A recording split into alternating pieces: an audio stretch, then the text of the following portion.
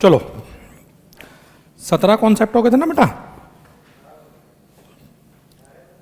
जो भी हो गए थे 17 हो गए थे आई थिंक, 18 हो गए थे तो 19 बेटा। Special method of computation of capital gain, first proviso to section 48। Special method of computation of capital gain, point number 1 applicable होता है ये नॉन रेजिडेंट के ऊपर। पॉइंट नंबर 2, नॉन रेजिडेंट बेटा अगर शेयर्स और डिबेंचर ट्रांसफर करेंगे, शेयर्स और डिबेंचर वेदर लिस्टेड और अनलिस्टेड, वो जब भी कभी बेचेंगे जो भी कैपिटल गेन होगा वेदर शॉर्ट टर्म और लॉन्ग टर्म, तो कैपिटल गेन उनकी अपनी होम करेंसी में निकलेगा। एक यूएसए का इन्वेस्टर, उसने इंडिया में बेटा शेयर्स में या डिबेंचर्स में पैसा इन्वेस्ट किया उसको बेचने से उसको लॉन्ग टर्म या शॉर्ट टर्म कैपिटल गेन हुआ।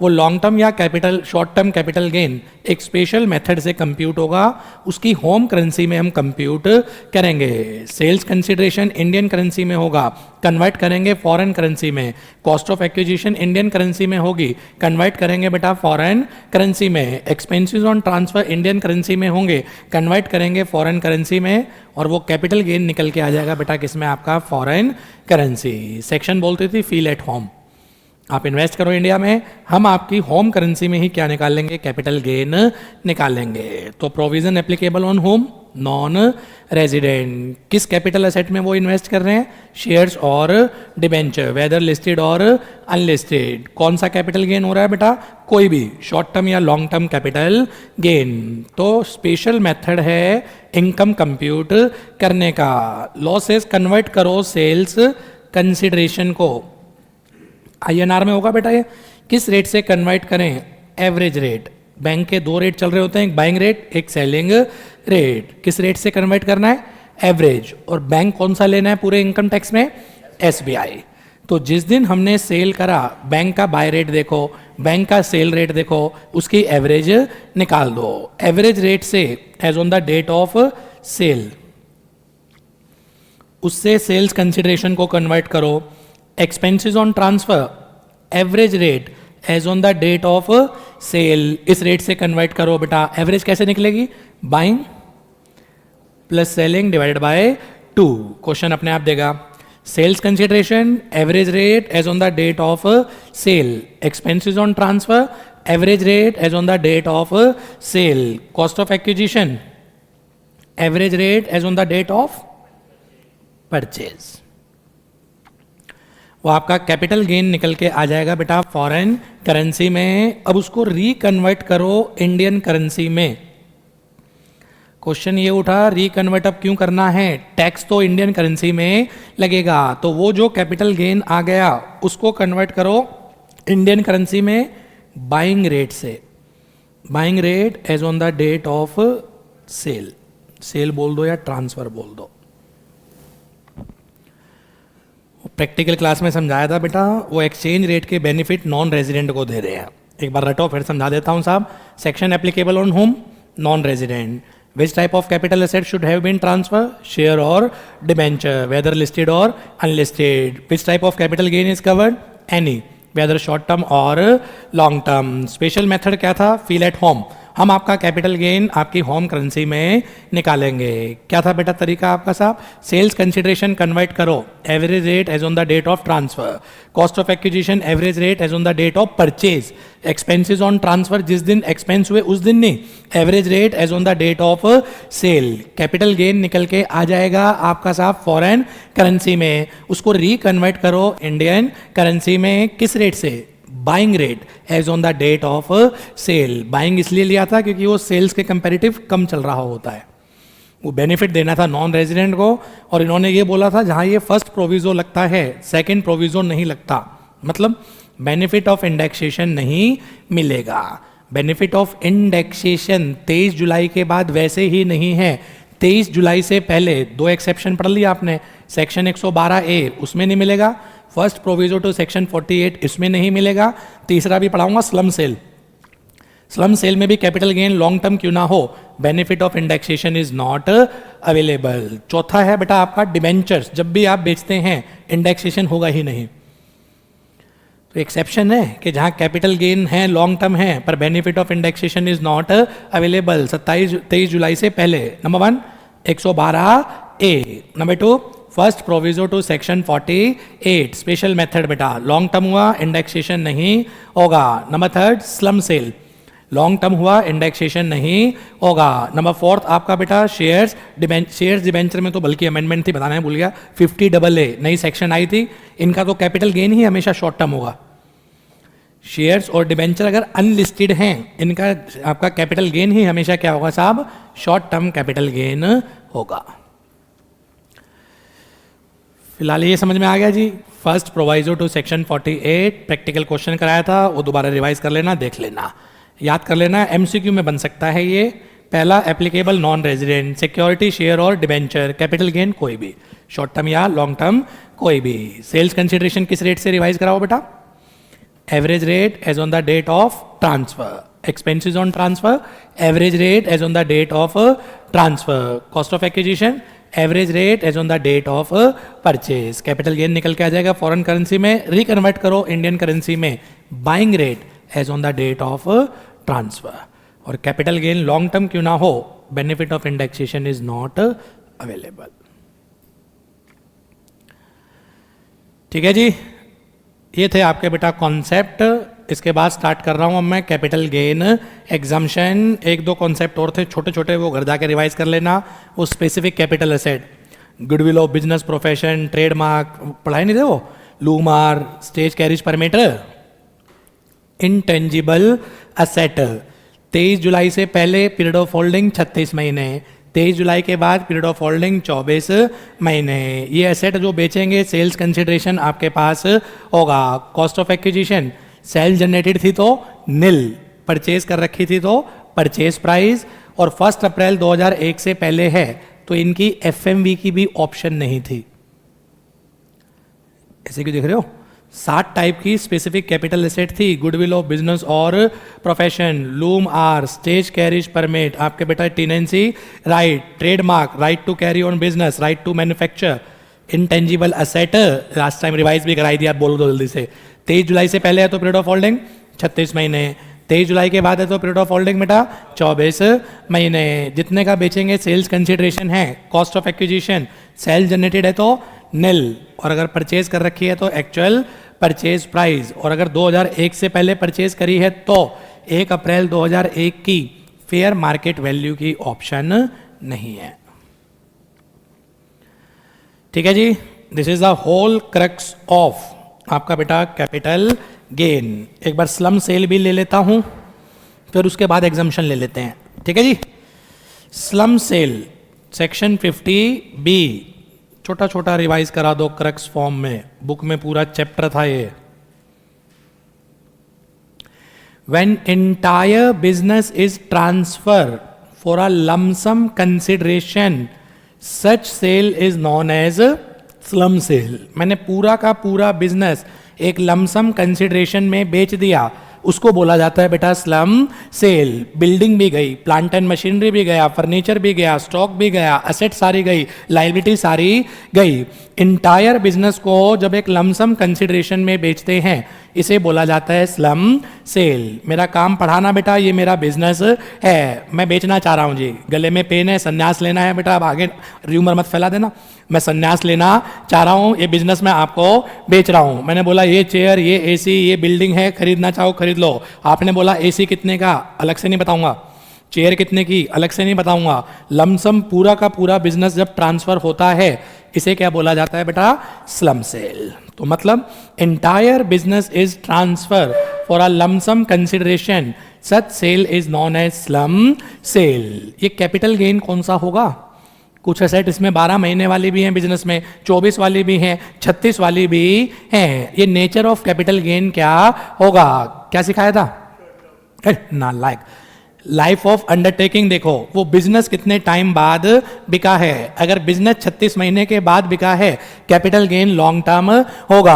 अगर बिजनेस 36 महीने के अंदर अंदर बिका है, कैपिटल गेन आपका बेटा शॉर्ट टर्म होगा। यहां 36 ही देखने हैं, एक्स्ट्रा स्मार्ट मत बन जाना कि 23 जुलाई के बाद 24 हो गया होगा, शायद सर भूल गए होंगे।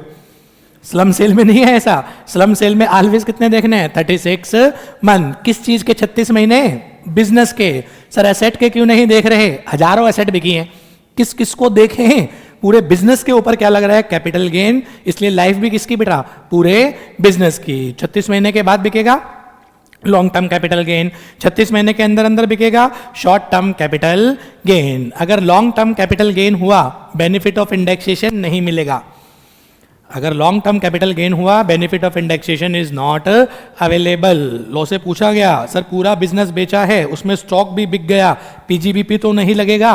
Law says no, in the process of slum sale only capital gain shall apply, provision of pgbp shall not apply even if stock in trade is transfer।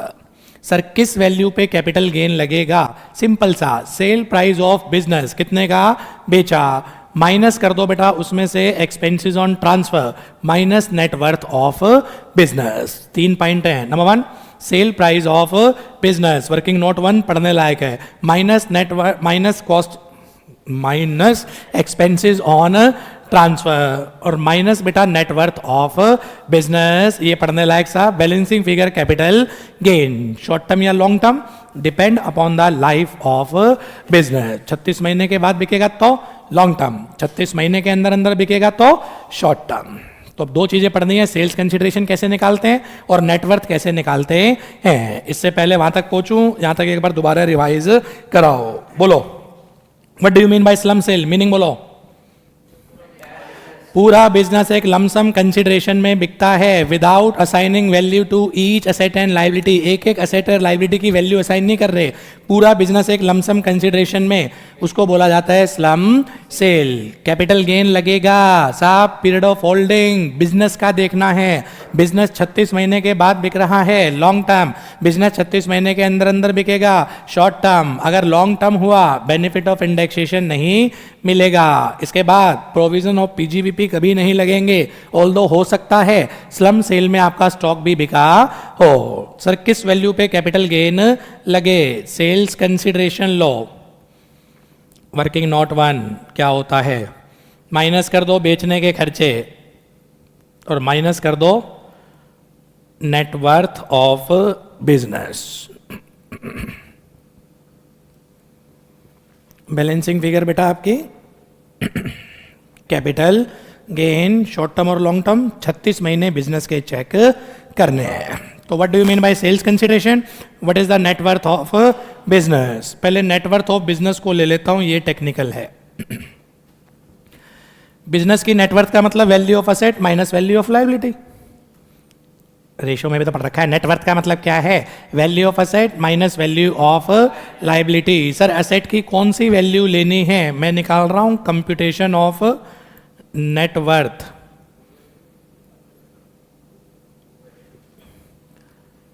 Computation of net worth, इसको cost of acquisition मान रखा है net worth को बेटा। Sir net worth कैसे निकालें, balance sheet पे पहुंच जा भाई। बैलेंस शीट में जितनी डेप्रीशिएबल असेट नजर आ रही हैं, जो बिजनेस बेचा है उसकी बैलेंस शीट पे पहुंच, उसकी एसेट साइड पे पहुंच जा। जितनी डेप्रीशिएबल असेट नजर आ रही हैं उसकी WDV कंसीडर कर। एग्जांपल देना डेप्रीशिएबल असेट बेटा, building, plant and machinery, furniture, intangible. PGBP पढ़ लिया आप तो, ठीक है ना। जा चलो जी, अगर डेप्रीशिएबल एसेट नजर आ रही है WDV, नॉन डेप्रीशिएबल असेट नजर आ रही है उसकी बुक वैल्यू। नॉन डेप्रीशिएबल में स्टॉक है, डेटर हैं, प्रीपेड एक्सपेंस हैं, जो भी है। असेट साइड पे पहुंचो, जो डेप्रीशिएबल असेट नजर आ रही है उनकी WDV, जो नॉन डेप्रीशिएबल असेट नजर आ रही है उसकी बुक वैल्यू। अगर गुडविल नजर आ रही है नील, कोई असेट नजर आ रही है 35 AD वाली, asset on which deduction is claim, under section 35 AD, वो भी नील लेनी है। तो असेट में 4 चीज़ें याद रखनी थी बेटा, बोलो। Depreciable asset WDV, non depreciable asset book value, goodwill nil, 35 AD nil. ये हो गई टोटल वैल्यू ऑफ असेट। इसमें से माइनस कर दो value of liability. Sir liability की कौन सी वैल्यू? Book value. सर ये क्या होती है जो किताबों में नज़र आ रही है, जो बैलेंस शीट में नज़र आ रही है? यही ना पता हो बुक वैल्यू क्या होती है। ठीक है जी, जो बुक्स में नज़र आ रही है उसे बोलते हैं book value, balancing figure, net worth. और लॉ में लिखा था net worth can not be negative. ये भी तो हो सकता है लायबिलिटी ज़्यादा हो जाए एसेट से, तो नील करना, नेगेटिव मत करना। ठीक है जी। हाइपोथेकेट फिगर, डेप्रिशिएबल एसेट की WDV 100 crore, non depreciable asset की book value 300 crore, goodwill books में तो नज़र आ रही है 50 करोड़ की, पर आप कितनी लेंगे? नील। 35 AD वाली एसेट 300 करोड़ हैं, पर आप कितनी लेंगे? Nil. Total value of asset 400 crore, minus बेटा टोटल वैल्यू ऑफ लाइबिलिटी, कुछ भी मान लो, हाइपोथेकेट 150 करोड़, बुक वैल्यू लेना है, तो नेटवर्थ। ये कैपिटल गेन नहीं है, इन प्रैक्टिकल क्वेश्चन में भटक जाओ, ये क्या चीज़ है? ये नेटवर्थ है, जिसे हम कॉस्ट ऑफ एक्विजिशन बोलते हैं। और नीचे 2 नोट, रीवैल्यूएशन इग्नोर करना है, shall be ignore all together. Ignore का मतलब नहीं लेना। बिल्डिंग है तो 100 करोड़ की, वो 20 करोड़ तो रीवैल्यू है उसमें से, तो ओरिजिनल अदर देन रीवैल्यू कितना था? 80 करोड़, वो लेना है। रीवैल्यूएशन क्या नहीं करना बेटा, अपने को कंसीडर नहीं करना। बात भी ठीक है, रीवैल्यूएशन धोखा है, इसको क्या करते हैं हम? ऑल टुगेदर इग्नोर करते हैं। दूसरा कंटिंजेंट लाइबिलिटी, उसको नहीं लेना। क्या होती है कंटिंजेंट लाइबिलिटी? लाइबिलिटी विच मे और may not happen in future, पता नहीं फ्यूचर में अराइज होगी या नहीं होगी, और वैसे भी ये बैलेंस शीट में नहीं होती, फुट नोट में आती है।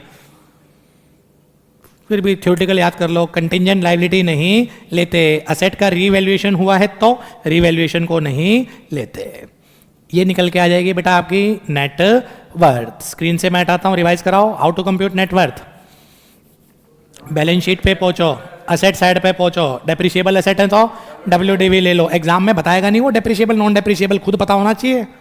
लैंड है तो non depreciable, jewellery as investment है तो ज्वेलरी पे कौन सा डेट और डेप्रिसिएशन था? नालायक हो, नॉन डेप्रिशिएबल है ज्वेलरी भी। अरे डेप्रिशिएबल ही 4 है, PGBP में पढ़ा के तो आया था। बिल्डिंग, लैंड, मैं यहीं से नीचे फेंक दूं नालायक को। Building, plant and machinery, furniture और इंटेंजिबल। एग्जाम में मैं बार बार रिपीट कर रहा हूं, वो नहीं बोलेगा कि कौन सी डेप्रिशिएबल है कौन सी नॉन डेप्रिशिएबल है। वहां तो चल रहा होगा building, plant and machinery, furniture, land, goodwill, आपका पेटेंट XYZ। कुछ नहीं यार, तुम यार मूड खराब कर दिया। नई सिरे से एसेट साइड पे जाओ, डेप्रिशिएबल जो जो नजर आए उसकी WDV, नॉन डेप्रिशिएबल जो जो नजर आए उसकी book value, goodwill nil, 35 AD वाली एसेट नील, रीवैल्यूएशन अगर कोई है उसको हटा देना है। बिना रीवैल्यूएशन है 70 करोड़, रिवैल्यूएशन करने के बाद 100 करोड़, हमें कितना लेना है? 70 करोड़ कंसीडर करना है। माइनस कर देना बुक वैल्यू ऑफ लाइबिलिटी। ठीक है साहब, ये आपका आ जाएगा नेटवर्थ। लाइबिलिटी में कंटिंजेंट लाइबिलिटी नहीं लेनी, और अगर लाइबिलिटी किसी ने वेव कर दी तो भी नहीं लेनी। स्लम सेल में कुछ क्रेडिटर बोल रहे हैं जी हमारी पेमेंट छोड़ दो, हमें पैसा नहीं चाहिए। लाइबिलिटी का अगर वेवर हो गया तो भी माइनस नहीं होगा, और जब वेवर ही हो गया तो मुझे देना ही नहीं, तो वेवर ऑफ लाइबिलिटी। तीसरा ये भी लिख देता हूं, इग्नोर। एक प्रैक्टिकल क्वेश्चन कराया था क्लास में, एक क्रेडिटर ने अपना लोन छोड़ दिया था, मुझे वापस मत दो लोन, तो उसको माइनस मत करना। Waiver of liability ignore. ठीक है, ये आ गई थी networth of business. Sale price working note 1, sale price था बेटा FMV 1 और FMV 2, whichever is higher. Sale price FMV 1 और FMV 2 whichever is higher. पहले कॉन्सेप्ट समझाता हूं फिर रटवाता हूं। FMV1, जो बिजनेस बेचा उसकी क्या वर्थ है। कहीं ऐसा तो नहीं हमने 100 करोड़ का बिजनेस 10 ही करोड़ में बेच दिया हो। कहीं ऐसा तो नहीं 100 करोड़ का बिजनेस हमने क्या बेच दिया हो बेटा, 10 करोड़ में बेच दिया हो। तो FMV1 बोलता है जो बिजनेस बेचा उसके कानून की नजर में क्या वैल्यू है। FMV2 जो कंसिडरेशन मिला उसकी क्या वैल्यू है। कंसिडरेशन अगर कैश में मिल जाए फिर तो लफड़ा खत्म, और ये भी तो हो सकता है कंसिडरेशन इन काइंड हो, ठीक है ना। तो पहला बिजनेस की कानून की नजर में वैल्यू,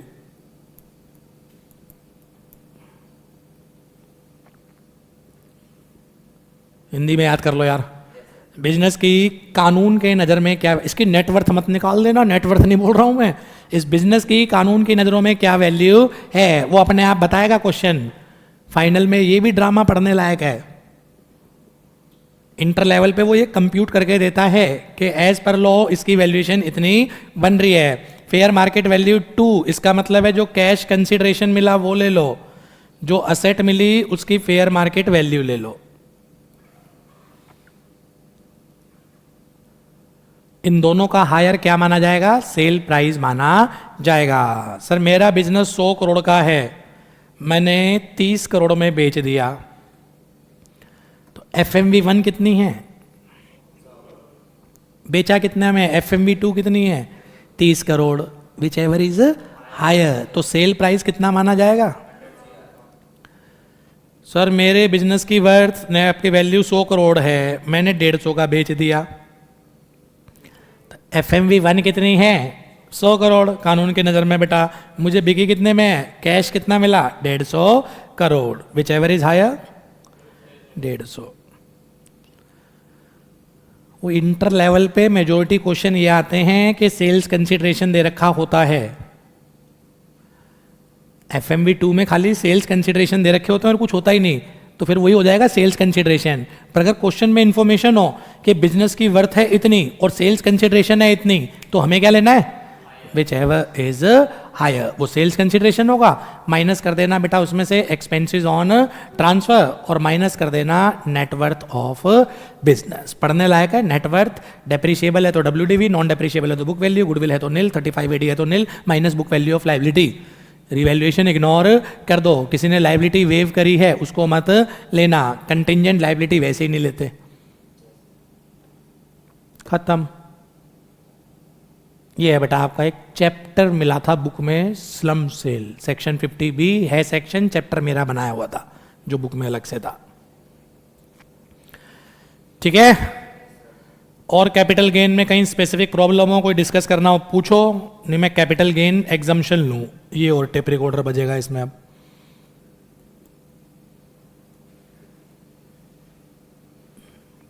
कोई कैपिटल गेन में कहीं से कहीं तक क्वेरी ऐसा हो जाए वैसा हो जाए, या कुछ रिपीट करना हो मुझे ऑनलाइन बेटा, कोई क्वेरी है बोलो, नहीं मैं फिर कैपिटल गेन एग्जम्पशन 5 सेक्शन पढ़नी थी बस आपको। सेक्शन 54B, 54D, 54E और F, बस।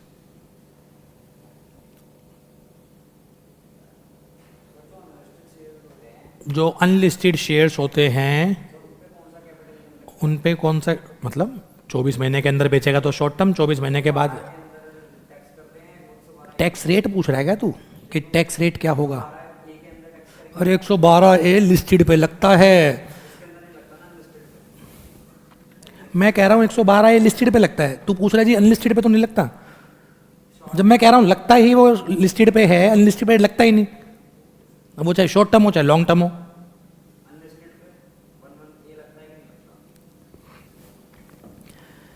ट्रिपल 1A और 112A ये दोनों ही लिस्टेड पे लगते हैं, अनलिस्टेड पे नहीं लगते। इसे याद करने में क्या दिक्कत हो रही है भाई, तो क्यों पूछ रहा है, पूछना भी क्राइम है। और बार बार बोले जा रहा हूं कि लिस्टेड पे लगता है, सर अनलिस्टेड पे तो नहीं लगता। सर आप भी तो एक बार भी नहीं बोल रहे नहीं लगता, सारी सुना दी पर आपने भी ये नहीं बोला कि नहीं लगता। नहीं लगता, मेरी गलती है। चलो और पूछो। मेजर ये पूछता कि इसका टैक्स रेट क्या है तो समझ में आता, ये नहीं पूछा तूने नालायक कि अनलिस्टेड के टैक्स रेट क्या है। लिस्टेड के तो समझ में आ गए, 111A और 112A। अनलिस्टेड के टैक्स रेट क्या है? Normal tax rate. चुप रहो। शॉर्ट टर्म है या लॉन्ग टर्म है? शॉर्ट टर्म है तो स्लैब रेट, लॉन्ग टर्म है तो डिपेंड करता है। 23 जुलाई से पहले है 20%, 23 जुलाई के बाद है 12.5%। और यहां मत कर देना 20 और 12.5 विच एवर इज लेस, वो केवल लैंड और बिल्डिंग में होता है बस। वो ऑनलाइन मुझे लग रहा है कोई है ही नहीं, सब रिकॉर्डिंग सुन रहे होंगे ना। हाँ ठीक है, कोई दिक्कत नहीं। करें भाई, एग्जाम्शन स्टार्ट करूं? चलो याद कर लेना, बादाम खा लेना जैसे मैं खा रहा हूं बेटा, ये ऐसे ही याद होगा, अदरवाइज याद नहीं होंगे ये। सेक्शन 54 दो बार रिवाइज करेंगे, आराम आराम से चलते हैं। किसने एसेट ट्रांसफर करी? इंडिविजुअल और एचयूएफ ने। क्या चीज एसेट ट्रांसफर करी? रेजिडेंशियल हाउस इन इंडिया और आउटसाइड इंडिया। उसको बेचने से उसको लॉन्ग टर्म कैपिटल गेन हुआ। दोबारा, इंडिविजुअल और एचयूएफ ने कोई रेजिडेंशियल हाउस बेचा इधर इन इंडिया और आउटसाइड इंडिया, उसको बेचने से उसको लॉन्ग टर्म कैपिटल गेन हुआ। ये long term capital gain exempt कर देंगे अगर इंडिविजुअल इस पैसे को इन्वेस्ट कर दे, या तो नया हाउस खरीदने में या नए हाउस की कंस्ट्रक्शन में।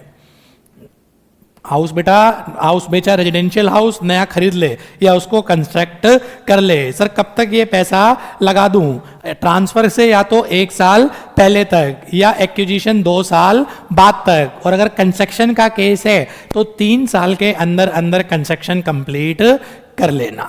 दोबारा साहब, who is eligible for exemption? Individual or HUF. Which type of capital asset is transfer? Residential house either in India or outside India. Which type of capital gain is eligible for exemption? Long term capital gain. What should I do to claim the exemption? क्या करना है बेटा? नया house, residential house या तो खरीद ले या कंस्ट्रक्ट कर ले। इंडिया में करियो, चाहे खरीदना हो चाहे कंस्ट्रक्ट करना हो, इंडिया में होना चाहिए। खरीदने का टाइम पीरियड क्या है? 1 ईयर बिफोर और 2 ईयर ट्रांसफर। ओरिजिनल हाउस जो बेचा या तो उससे 1 साल पहले या उसके 2 साल बाद तक खरीद लियो। और अगर कंस्ट्रक्शन का केस है 3 साल के अंदर कंस्ट्रक्शन कंप्लीट हो जानी चाहिए। स्टार्ट कब हुई हो कहीं नहीं लिखा, कंप्लीट 3 साल के अंदर अंदर हो जानी चाहिए। सर कितने हाउसेज में पैसा लगाऊं? ये डिपेंड करता है कि आपका कैपिटल गेन कितना है। अगर long term capital gain 2 crore तक है, investment can be made in 2 houses. और अगर long term capital gain 2 crore से ज्यादा है, investment can be made only in 1 house. Sir कितना कैपिटल गेन एग्जाम्प्ट होगा? अमाउंट इन्वेस्टेड और लॉन्ग टर्म कैपिटल गेन और maximum up to 10 crore. Last year से अपर कैप लग गई थी बेटा 10 करोड़ तक की। और लॉस है आप तो इंटीरियर ले लोगे 5,000 करोड़ का, हम इतना एग्जाम नहीं करेंगे। मैक्सिमम कितना? 10 करोड़ तक की एग्जाम्शन देंगे। अमाउंट इन्वेस्टेड और लॉन्ग टर्म कैपिटल गेन और 10 crore whichever is less. Subject to जो नया हाउस खरीदा है या कंस्ट्रक्ट करा है, अगले 3 साल से पहले बेचना मत। लॉक इन पीरियड कितना बेटा उसका? 3 साल। सर अगर 3 साल से पहले बेच दिया तो क्या होगा? जो कैपिटल गेन आपने एग्जम्प्ट करवाया था वो नए हाउस की कॉस्ट में से माइनस हो जाएगा। जो कैपिटल गेन एग्जम्प्ट हुआ था वो न्यू हाउस की कॉस्ट में से माइनस होगा। फिर बोलो बार बार, who is eligible for exemption? Point form में पिक करो बेटा। इंडिविजुअल और HUF. Which type of capital asset should have been transfer? क्या बेचूं? रेजिडेंशियल हाउस इधर इन इंडिया और outside India. Which type of capital gain is eligible for exemption? Only long term capital gain. What should I do to claim the exemption? क्या करूं बेटा? Invest करो पैसे को टुवर्ड्स एक्विजिशन और construction of new residential house in India. जो बिका है वो इंडिया में भी हो सकता है, आउटसाइड इंडिया में भी। जो नया खरीदा है या कंस्ट्रक्ट करना है वो कहां पर होने चाहिए? In India. कितने हाउसेज में इन्वेस्टमेंट करूं?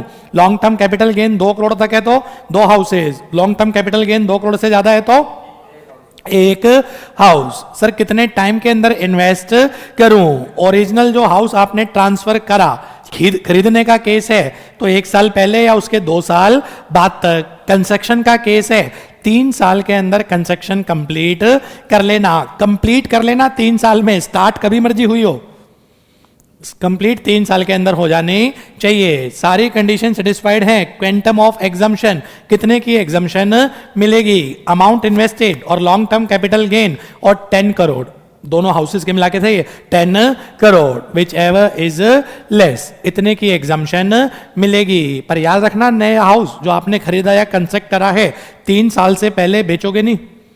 सर वो 3 साल कहां से देखने हैं? खरीदने का केस है तो जब से खरीदे, कंस्ट्रक्शन कंप्लीट का केस है तो जब वो कंस्ट्रक्शन कंप्लीट हुई, वहां से 3 साल के अंदर बेचोगे नहीं। अगर बेच दिया तो जो कैपिटल गेन पहले एग्जम्प्ट करवाया था वो आपके नए हाउस की कॉस्ट में से माइनस हो जाएगा। अब प्रैक्टिकल समझना, मैंने प्रीवियस ईयर 24-25 में एक रेजिडेंशियल हाउस बेचा, उससे मुझे लॉन्ग टर्म कैपिटल गेन हुआ। अब मेरे पास एक्विजिशन के 2 ईयर फॉरवर्ड है, कंस्ट्रक्शन के मेरे पास 3 ईयर फॉरवर्ड है। अभी मैंने कोई अमाउंट इन्वेस्ट नहीं करा। एओ को कैसे पता चले कि ये पैसा हाउस में ही लगाएगा? 2 साल 3 साल का मेरे पास टाइम है, उससे पहले मेरी due date of filing of return आ गई। अब मैं बेटा पैसे लगाऊंगा, हाउस रातों रात नहीं लिया जा रहा, या रातों रात कंस्ट्रक्शन क्या नहीं होती साहब, कंप्लीट नहीं होती। एओ को कैसे पता चले कि इससे मैं हाउस लूंगा? तो एक बीच का रास्ता निकाला था, कैपिटल गेन डिपॉजिट स्कीम। या तो due date of filing of return तक तू हाउस ले लियो, या due date of filing of return तक ये पैसा किस में जमा करवा दे? Capital gain deposit scheme. Bank में अकाउंट ओपन होता है, ये पैसा या तो वहां जमा करा दो। अगर due date of filing of return तक ये पैसा कैपिटल गेन डिपॉजिट स्कीम में जमा हो गया, हम मान लेंगे लो कंप्लाई हो गया कि इन्वेस्टमेंट आपने कर दी रेजिडेंशियल हाउस में, आप एग्जम्पशन के लिए एलिजिबल हैं। अगर ड्यू डेट तक बेटा आपने ना तो हाउस खरीदा, ना ड्यू डेट तक आपकी कंस्ट्रक्शन कंप्लीट हुई, ना आपने कैपिटल गेन डिपॉजिट स्कीम में पैसा डाला, आपको एग्जम्पशन नहीं मिलेगी। कैपिटल गेन डिपॉजिट स्कीम समझा रहा हूं क्यों आया था, क्योंकि बेटा 2-2 3-3 साल का टाइम है, हमें क्या पता एसएससी पैसा लगाएगा या नहीं लगाएगा। तो लो अपने आप को सेफ साइड करने के लिए इस पैसे को जमा करा दे भाई capital gain deposit scheme bank में, due date of filing of return तक जमा करवा दे तो हम मान लेंगे कि आपने पर्पस के लिए यूटिलाइज कर लिया। अदरवाइज बेटा आप डिडक्शन के लिए एलिजिबल नहीं है। फिर आगे का कॉन्सेप्ट सिखाया था मैंने, कैपिटल गेन डिपॉजिट स्कीम में पैसा जमा करवा दिया, 54 में एग्जम्पशन क्लेम कर ली। अब उस पैसे का क्या करूं?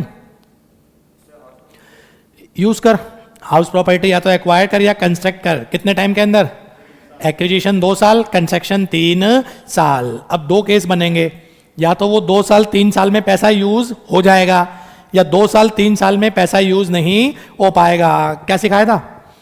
अगर पैसा यूज कर लिया तो एग्जम्पशन के लिए एलिजिबल थे, एग्जम्पशन पास्ट में ऑलरेडी क्लेम कर रखी है। और अगर प्रिस्क्राइब टाइम में पैसा यूज नहीं हो पाया, कैपिटल गेन डिपॉजिट स्कीम में ही पड़ा हुआ है, तो after the expiry of prescribe time वो आपकी इनकम मान ली जाएगी, वो आपकी इनकम मान ली जाएगी and chargeable to capital gain. तो 2-3 चीजें याद रखना, CGDS capital gain deposit scheme, अभी टाइम लगा रहा हूं, आगे की सेक्शन में टाइम नहीं लगाऊंगा। Due date of filing of return तक अगर खरीद लिया तो एग्जम्पशन है, due date of filing of return तक कंस्ट्रक्शन कंप्लीट हो जाए तो भी एग्जम्पशन है। पर लॉ प्रैक्टिकल डिफिकल्टी को समझ रहा है भाई, मकान खरीदने में टाइम लगता है, कंस्ट्रक्शन में टाइम लगता है। अगर तूने ना भी खरीदा हो, कंस्ट्रक्शन ना भी कंप्लीट हुई हो, इस पैसे को कहां जमा करा दे? कैपिटल गेन डिपॉजिट स्कीम में। हम मान लेंगे आपने हाउस खरीद लिया या कंस्ट्रक्ट कर लिया, एग्जम्पशन क्या कर लो? क्लेम कर लो। अब उस पैसे का क्या करूं जो कैपिटल गेन डिपॉजिट स्कीम में है? यूज कर एक्विजिशन या कंस्ट्रक्शन के लिए 2 साल या 3 साल के अंदर। अब या तो यूज हो जाएगा या अनयूज रह जाएगा। यूज हो गया तो एग्जम्पशन के लिए एलिजिबल था, एग्जम्पशन ऑलरेडी क्लेम करे बैठा हूं, कुछ नहीं होना।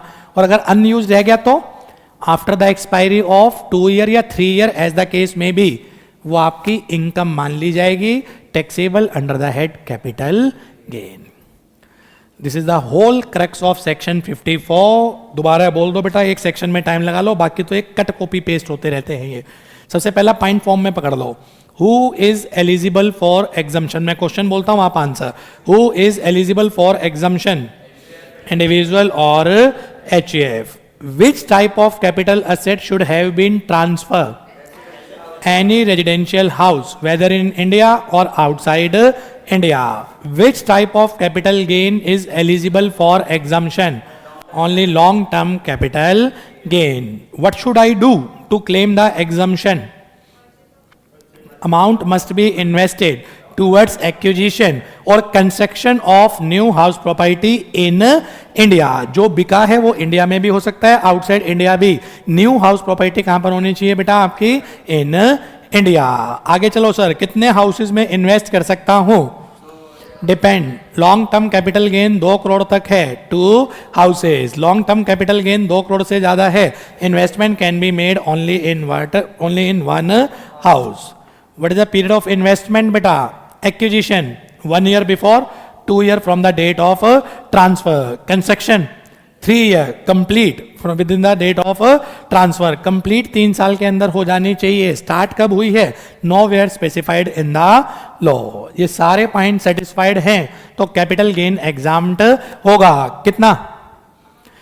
अमाउंट इन्वेस्टेड और लॉन्ग टर्म कैपिटल गेन और 10 crore, whichever is less. Law में लिखा हुआ है बेटा अमाउंट इन्वेस्टेड और long term capital gain whichever is less. However amount invested 10 crore से अगर ज्यादा हुआ तो वो 10 करोड़ माना जाएगा. तो मैं कह रहा हूं इतना सारा बोलेंगे, तीनों इकट्ठा ही बोल दो ना. अमाउंट इन्वेस्टेड और आपका बेटा लॉन्ग टर्म कैपिटल गेन और 10 crore whichever is less. नए हाउस जो एक्वायर या कंस्ट्रक्ट करा है, क्या कोई लॉक इन पीरियड है? 3 साल. खरीदा वहां से 3 साल या कंस्ट्रक्शन कंप्लीट हुई वहां से 3 साल. उससे पहले बेचोगे नहीं. अगर बेच दिया तो जो कैपिटल गेन एग्जम्प्ट करवाया था वो नए हाउस की कॉस्ट में से माइनस हो जाएगा. What is capital gain deposit scheme? Sir 2 साल 3 साल का पीरियड बहुत ज़्यादा होता है. एओ को कैसे पता चले कि ये पैसा आपका एक्विजिशन ऑफ हाउस में ही लगेगा, कहीं बाद में मिसयूज ना कर जाए? तो भैया या तो ड्यू डेट तक तू खरीद ले या कंस्ट्रक्शन कंप्लीट कर ले. अगर वो नहीं हो रहा, इस पैसे को जमा करा दे कैपिटल गेन डिपॉजिट स्कीम में. हम मान लेंगे उस पर्पस के लिए यूज हो गया, एग्जम्पशन क्लेम कर ले. और फिर बाद में यूज कर लिया, इट्स ओके. यूज नहीं कर पाया तो after the expiry of time period वो आपकी इनकम मान ली जाएगी, taxable under the head capital gain. ठीक है जी. ये है बेटा आपकी सेक्शन 54 इन टोटलिटी. कोई भी इफ्स एंड बट्स बोलें? मिलेगा, और मिलेगा तो अदर सोर्स की इनकम है. ये हर बार क्वेश्चन आता ना लायक सा, इंटरेस्ट मिलेगा या नहीं मिलेगा. 54 की क्वेरी बताना. मिल जाए तो अदर सोर्स में टैक्सेबल कर दियो, नहीं मिले तो बात खत्म. आगे चलें.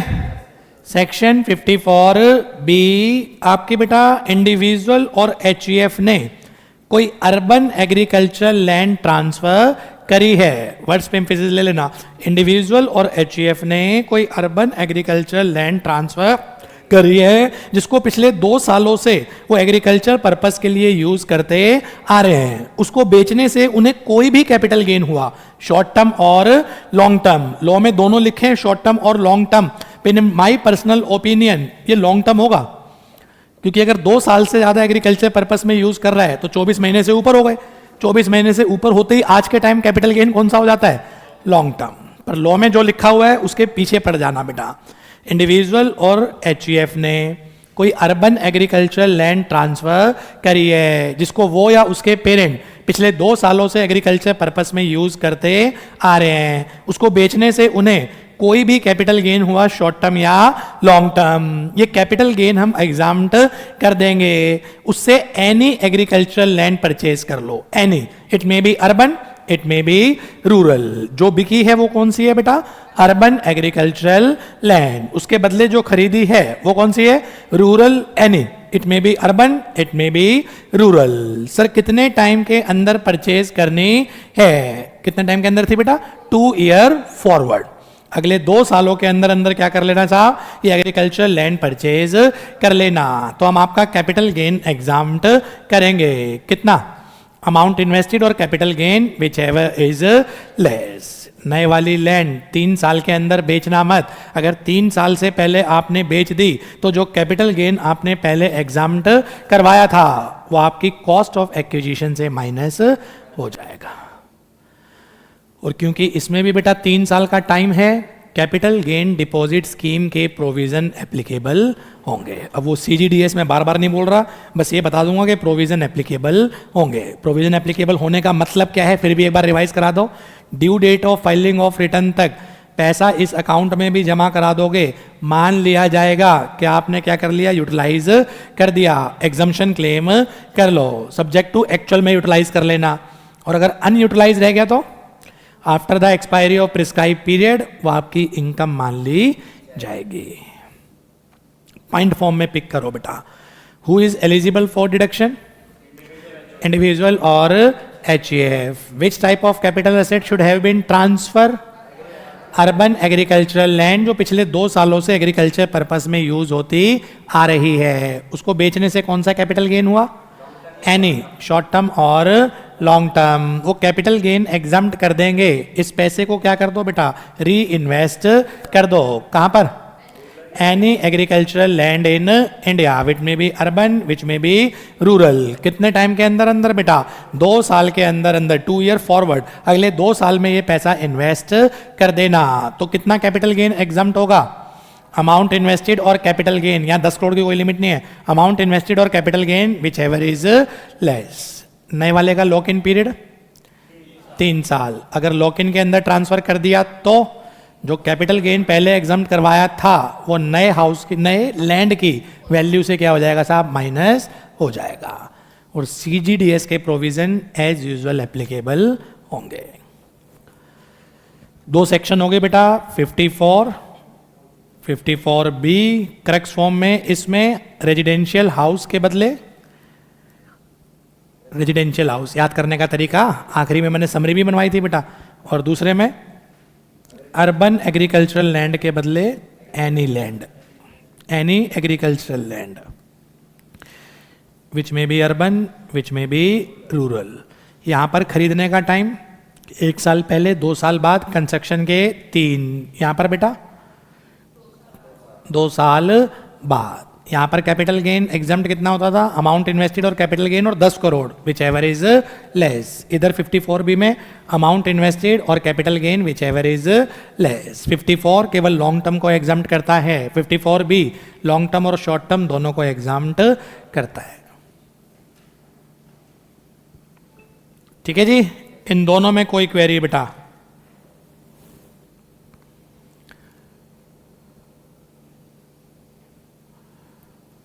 सेक्शन 54D ये था capital gain on compulsory acquisition of land और building forming part of industrial undertaking. पहले तो ये समझ लो है क्या चीज, लैंड और building forming part of industrial undertaking, factory की बात कर रहा होगा है। लैंड और building forming part of industrial undertaking, factory की बात कर रहे हैं। मेरी फैक्ट्री हाईवे प्रोजेक्ट में आ गई, गवर्नमेंट ने क्या कर लिया बेटा, उसको कंपलसरी एक्वायर कर लिया। सेक्शन 45(5)(a पढ़ा चुका हूं, कैपिटल गेन लगेगा, compulsory acquisition of capital asset के ऊपर कैपिटल गेन लगेगा। फैक्ट्री गई, कंपनसेशन मिला, कंपनसेशन के ऊपर क्या लगेगा, आपका कैपिटल गेन लगेगा। तो लॉस इज रिलैक्स, ज़्यादा परेशान होने की रिक्वायरमेंट नहीं है। कुछ कंडीशन सेटिस्फाइड कर ये तेरा कैपिटल गेन एग्जाम्प्ट कर देंगे। ठीक है, हमने एक्वायर करा है, उसके बदले कंपनसेशन दिया है, तेरा कंपनसेशन क्या हो रहा है बेटा, टैक्सेबल हो रहा है, वो हम आपका एग्जाम्प्ट कर देंगे 54D में, subject to satisfaction of certain condition. तो ये सेक्शन क्या पढ़ रहे हैं बेटा, कोई भी SSC, individual, HUF, company, firm, कोई भी हो सकता है जिसकी फैक्ट्री गवर्नमेंट ने क्या कर ली बेटा, एक्वायर कर ली। दिल्ली मुंबई एक्सप्रेसवे बन रहा है साहब, उसमें मेरी फैक्ट्री आ गई थी, एक्वायर कर ली, क्योंकि वहां से क्या जाना है, हाईवे जाना है। तो इस केस में मुझे जो कंपनसेशन मिलेगा सेक्शन 45(5)(a में टैक्सेबल होगा। हाउएवर 54D में मैं क्या कर सकता हूं, एग्जम्पशन क्लेम कर सकता हूं, subject to satisfaction of following condition. अब पॉइंट फॉर्म में पिक कर लो इसको।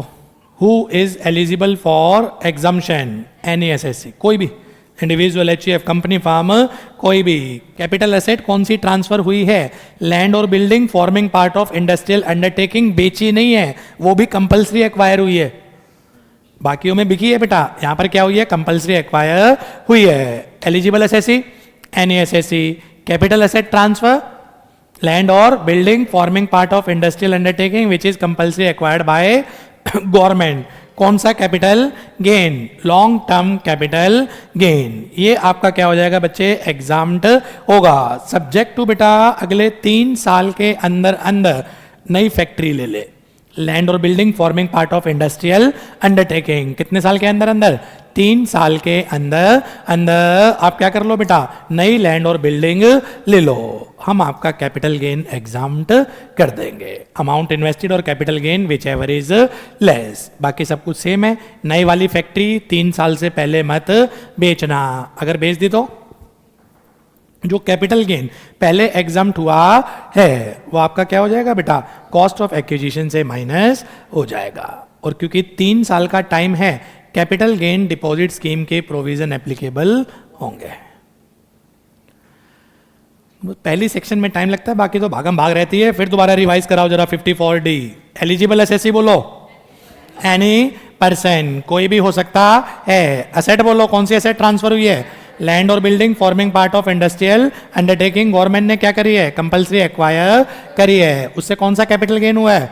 Long term capital gain. Exempt हो जाएगा। क्या करे ये? अगले 3 साल के अंदर अंदर क्या कर ले भाई? फैक्ट्री ले ले। लैंड और building forming part of industrial undertaking अगले 3 साल के अंदर लेना है। कितना कैपिटल गेन एग्जाम्प्ट होगा? अमाउंट इन्वेस्टेड और capital gain whichever is less. Subject to नए वाली फैक्ट्री अगले 3 साल से पहले नहीं बिकेगी। अगर बेच दिया तो जो कैपिटल गेन पहले एग्जाम्प्ट करवाया था वो कॉस्ट ऑफ एक्विजिशन से माइनस हो जाएगा। और कैपिटल गेन डिपॉजिट स्कीम के प्रोविजन लगेंगे। 3 साल का टाइम है। CGDS capital gain deposit scheme लगेगी। 2 चीजें हैं इस सेक्शन में जो प्रैक्टिकली डिफिकल्टी आती है, वो सुनने पे ध्यान दो। मेरी लैंड और बिल्डिंग, फैक्ट्री बिल्डिंग बोल दूं समझ जाओगे ना। कंपल्सरी एक्वायर हुई, कोई भी डेट लो, बड़े बता बेटा। 5 मार्च 2020 को मेरा कंपनसेशन फिक्स हुआ 5 करोड़। तो लो क्या बोल रहा है भाई? 3 साल के अंदर अंदर 3 year from the date of transfer नई फैक्ट्री ले लो। अब दिक्कत समझो, मेरी एक्वायर हुई 5 मार्च 2020 को, कंपनसेशन 5 करोड़, कंपनसेशन मिला मुझे 15 नवंबर 2024 को। मैं 54D की बात नहीं कर रहा, मैं 45(5)(a) की बात कर रहा हूं। ये कैपिटल गेन किस साल लगेगा भाई? 24-25। जिस साल कंपनसेशन मिलता है उस साल क्या लगेगा साहब? कैपिटल गेन लगेगा। समझ में आ गया जी? कैपिटल गेन इस साल 5 crore minus cost of acquisition या इंडेक्स कॉस्ट ऑफ एक्विजिशन। 23 जुलाई के बाद इंडेक्स होगा नहीं।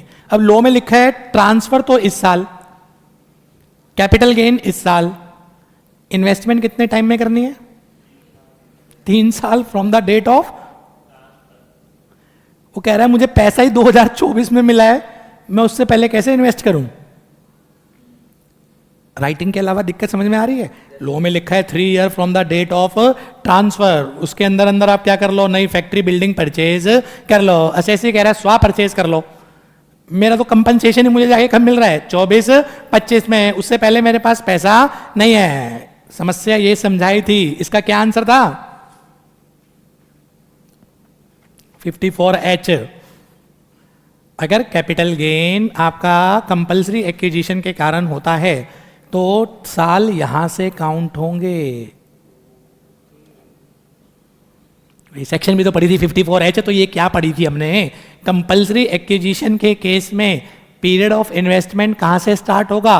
जब हमें कंपनसेशन एक्चुअली में रिसीव होगा। और बात भी ठीक है, नहीं तो ये मर जाएगा। लो में लिखा है 3 year from the date of transfer. Transfer हुआ जिस दिन कंपल्सरी एक्वायर हुई, उसको अभी कंपनसेशन ही नहीं मिला, तो खरीदे कहां से वो? तो लो में क्या लिखा था? 3 year from the date of transfer. ठीक है, अब समस्या समझना। एक और समस्या थी बेटा, सर लॉ में लिखा है लैंड और building forming part of industrial undertaking. अगर केवल लैंड है तो कोई दिक्कत नहीं, अगर building forming part of industrial undertaking ये डेप्रिशिएबल एसेट है, इस पे कैपिटल गेन ही हमेशा शॉर्ट टर्म होता है।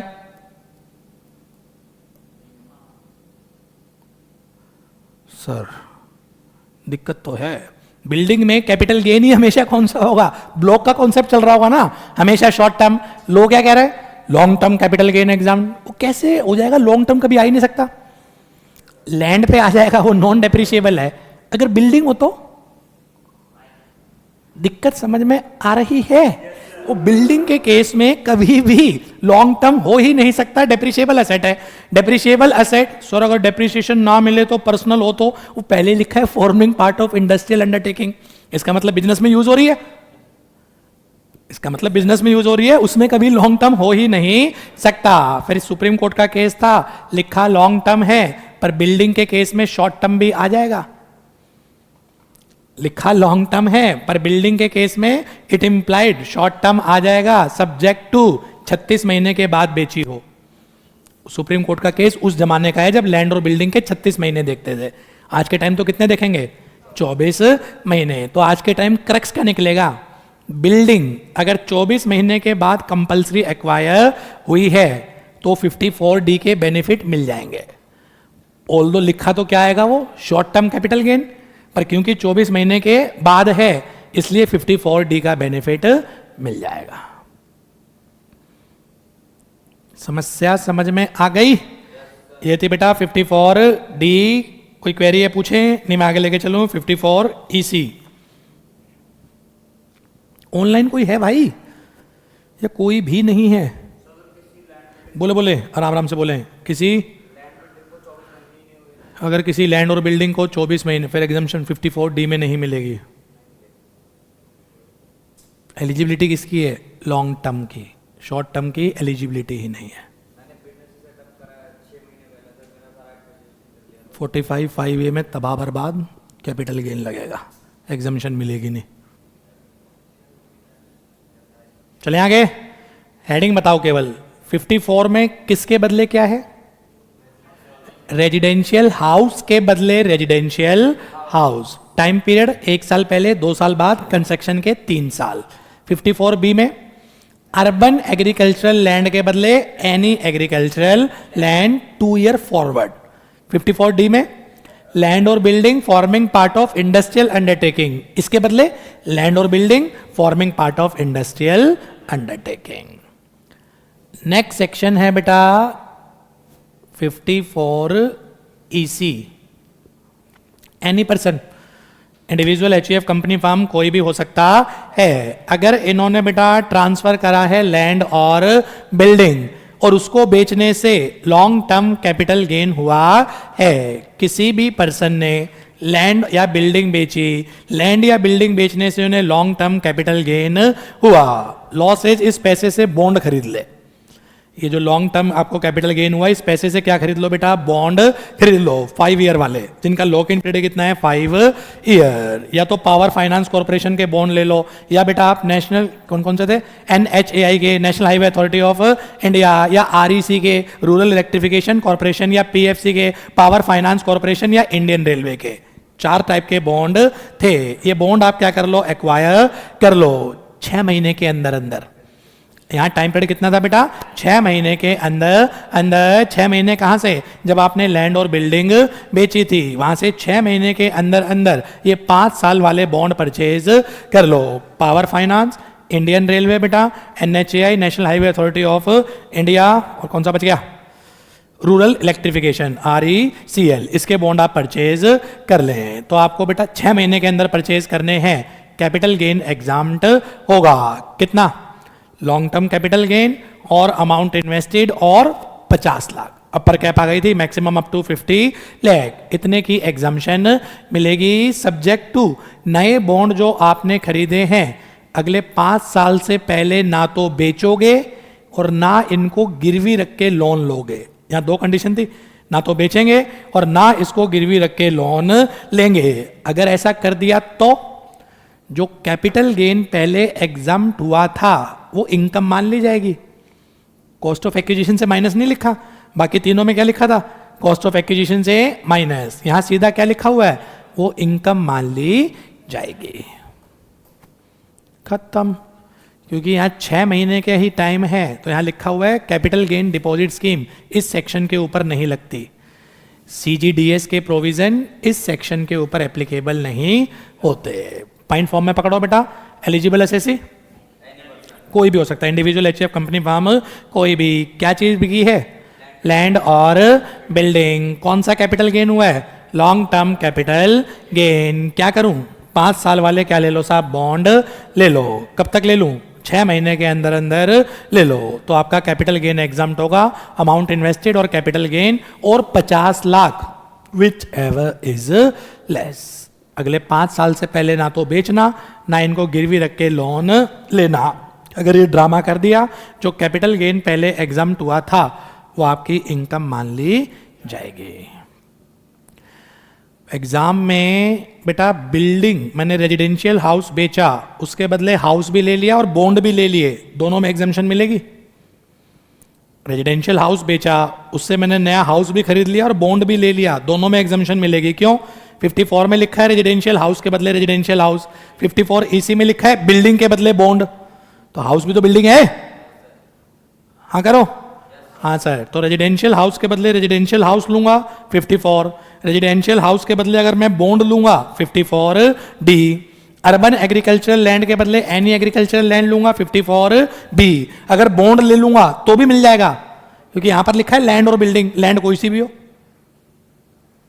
तो यानी कि 54 और 54 ईसी इकट्ठे मिल जाते हैं और आपका 54 बी और 54 ईसी भी इकट्ठे मिल जाएंगे। क्लियर है जी। लास्ट सेक्शन थी बेटा आपकी 54 एफ। याद करने का तरीका ये था, 54 में रेजिडेंशियल हाउस के बदले रेजिडेंशियल हाउस है, 54 एफ में जो बिका है अदर देन रेजिडेंशियल हाउस और उसके बदले क्या लिया है, रेजिडेंशियल हाउस। बाकी कट कॉपी पेस्ट सेम है। तो 54 एफ दोबारा 54 में बिका क्या था, रेजिडेंशियल हाउस, नया क्या लिया था, रेजिडेंशियल हाउस। 54 एफ में जो बिका है अदर देन रेजिडेंशियल हाउस, जो खरीदा है वो क्या है बेटा, रेजिडेंशियल हाउस। बाकी कट कॉपी पेस्ट है, एक जगह डिफरेंस है वो भी डिस्कस करते हैं। पॉइंट फॉर्म में पिक करो। एलिजिबल एसएससी एनी, नालायक को 54 किसका था, इंडिविजुअल और एच, एनी, रट्टू तोते रट भी नहीं पा रहे ढंग से, इंडिविजुअल और HUF. Which type of capital asset should have been transfer, any capital asset other than residential house. Eligible SSE, individual HUF. Which type of capital asset should have been transfer? Any other than residential house. क्या पता share बेचे हो, उससे हो गया capital gain. क्या पता jewellery बेची हो, उससे हो गया capital gain. Any residential house, any capital asset other than residential house. Which type of capital asset is eligible for exemption? Long term. Which type of capital gain? Only long term. What should I do to claim the exemption? क्या करूं, नया residential house खरीद या construct कर, केवल एक नया, यहां दो अलाउड नहीं है, नया रेजिडेंशियल हाउस खरीद या उसको कंस्ट्रक्ट कर। खरीदने का टाइम बताओ, 1 साल पहले, 2 साल बाद। कंस्ट्रक्शन का टाइम बताओ, 3 साल के अंदर अंदर कंस्ट्रक्शन कंप्लीट कर लेना। ये सारी कंडीशन अगर सेटिस्फाइड हैं तो प्रपोर्शनेट कैपिटल गेन एग्जम्प्ट होगा। यहां प्रपोर्शनेट फॉर्मूला था बेटा, यहां पर क्या था ये बता, तुझे नेट सेल्स कंसिडरेशन कितना मिला। नेट सेल्स कंसिडरेशन क्या होता था, sales consideration minus expenses on transfer. Sir मेरा नेट सेल्स कंसिडरेशन है 15 करोड़, मैंने अमाउंट इन्वेस्ट कर दिया 10 करोड़। या और सिंपल करता हूं, नेट सेल्स कंसिडरेशन था 10 करोड़, अमाउंट इन्वेस्टेड था 6 करोड़, कितना परसेंट हो गया, 60%। 60% कैपिटल गेन एग्जम्प्ट होगा। ये कुछ नहीं है, ये परसेंटेज है ये। और याद रखना लॉ में लिखा था maximum investment up to 10 crore. 54 में भी 10 करोड़ था, यहां पर भी क्या है बेटा आपका 10 करोड़। ठीक है जी, लॉक इन पीरियड 3 साल, 3 साल से पहले बेच दिया तो फोकस रखना, जो कैपिटल गेन एग्जाम्प्ट हुआ था वो इनकम मान ली जाएगी। 54 में क्या था, नए हाउस की कॉस्ट में से माइनस होगा, जबकि यहां पर क्या है, सीधा इनकम मान ली जाएगी। और सीजीडीएस के प्रोविजन एज यूजुअल एप्लीकेबल होंगे। ठीक है जी, लास्ट टाइम बेटा बोलना एक बार, 54 आपके कौन सी थी, एफ, किसने एसेट बेची, इंडिविजुअल और एचएएफ। कौन सी एसेट बेची, any capital asset other than residential house. कौन सा कैपिटल गेन हुआ, लॉन्ग टर्म कैपिटल गेन हुआ। साहब क्या करूं लॉन्ग टर्म कैपिटल गेन की एग्जाम्पशन लेने के लिए, रेजिडेंशियल हाउस या तो एक्वायर्ड कर ले या कंस्ट्रक्ट कर ले। एक कितने टाइम के अंदर अंदर बेटा, खरीदना 1 साल पहले, 2 साल बाद तक, कंस्ट्रक्शन 3 साल के अंदर निपट जानी चाहिए। ये सारे पॉइंट सेटिस्फाइड हैं तो कैपिटल गेन एग्जाम्प्ट होगा। Amount invested divide by net sales consideration multiply by LTCG. However investment अगर 10 करोड़ से ज्यादा है तो 10 करोड़ तक ही इन्वेस्टमेंट एलिजिबल होगी। 3 साल का लॉक इन पीरियड, उससे पहले बेचेंगे नहीं। अगर बेच दिया तो जो कैपिटल गेन पहले एग्जाम्प्ट हुआ था वो आपकी इनकम मान ली जाएगी। क्योंकि 3 साल तक का टाइम पीरियड है तो सीजीडीएस एप्लीकेबल होगा। अब कहो तो पांचों इकट्ठे लेके रिवाइज कराऊं, 5 ही मिनट लगेगी। किस साल आया था, फाइनेंस एक्ट 23 से आ गया था मेरे ख्याल।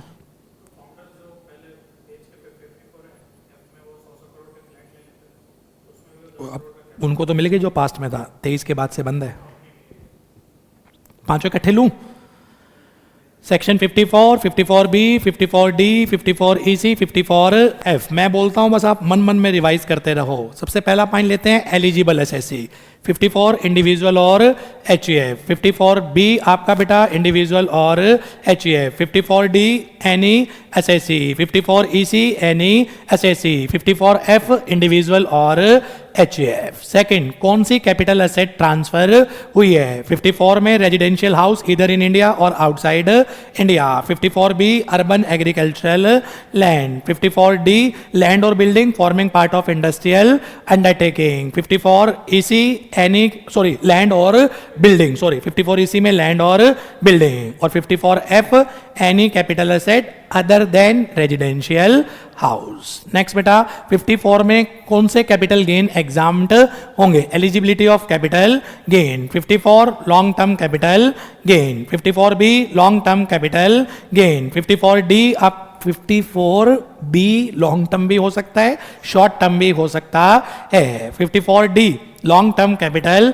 Gain. 54EC long term capital gain. 54F long term capital gain. Sir क्या करूं एग्जम्पशन क्लेम करने के लिए, 54F में भाई रेजिडेंशियल हाउस या तो खरीद ले या कंस्ट्रक्ट कर ले। 54B में या तो अर्बन एग्रीकल्चरल लैंड ले ले या रूरल एग्रीकल्चरल लैंड ले ले। 54D में लैंड और बिल्डिंग ले ले forming part of industrial undertaking. 54EC में 5 साल वाले बॉन्ड ले लो, NHAI के ले लो, पावर फाइनेंस के ले लो, रूरल इलेक्ट्रिफिकेशन कॉर्पोरेशन के ले लो, 5 साल वाले बॉन्ड। और 54F में रेजिडेंशियल हाउस इन इंडिया ले लो। सर कितने टाइम के अंदर इन्वेस्ट करना होता है, 54 में 1 साल पहले, 2 साल बाद, कंस्ट्रक्शन के 3 साल। 54B में 2 ईयर फॉरवर्ड। 54D में बेटा 3 ईयर फॉरवर्ड। 54EC में 6 मंथ। और 54F में खरीदने में 1 साल पहले आपका या 2 साल बाद, कंस्ट्रक्शन 3 साल के अंदर कंप्लीट हो जानी चाहिए।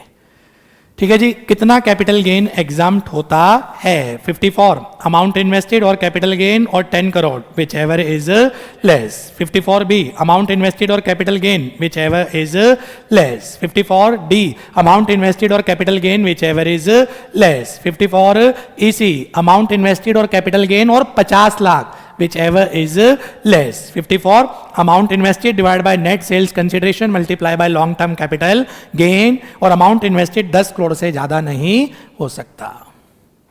ठीक है जी, नेक्स्ट इसके बाद बेटा आपका lock in period. Lock in period सब में ही मजे की बात है, 54EC को छोड़ के 3 साल है। 54EC में कितना है, 5 साल, बाकी सब में कितना है बेटा आपका 3 साल। सर अगर लॉक इन पीरियड से पहले बेच दिया तो जो पहली 3 सेक्शन है, 54, 54B, 54D, इन 3 सेक्शन में तो जो कैपिटल गेन पहले एग्जाम्प्ट हुआ था वो नए असेट की वैल्यू से माइनस हो जाएगा, और जो लास्ट की 2 सेक्शन हैं वो सीधा जो कैपिटल गेन पहले एग्जाम्प्ट हुआ था आपकी इनकम मान ली जाएगी।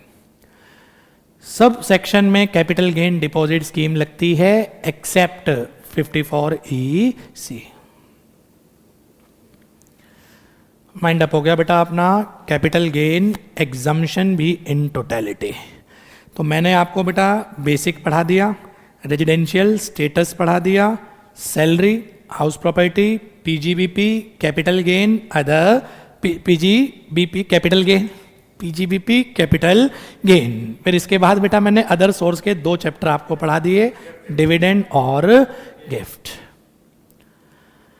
ब्रेक ले लो यार, थक गया मैं।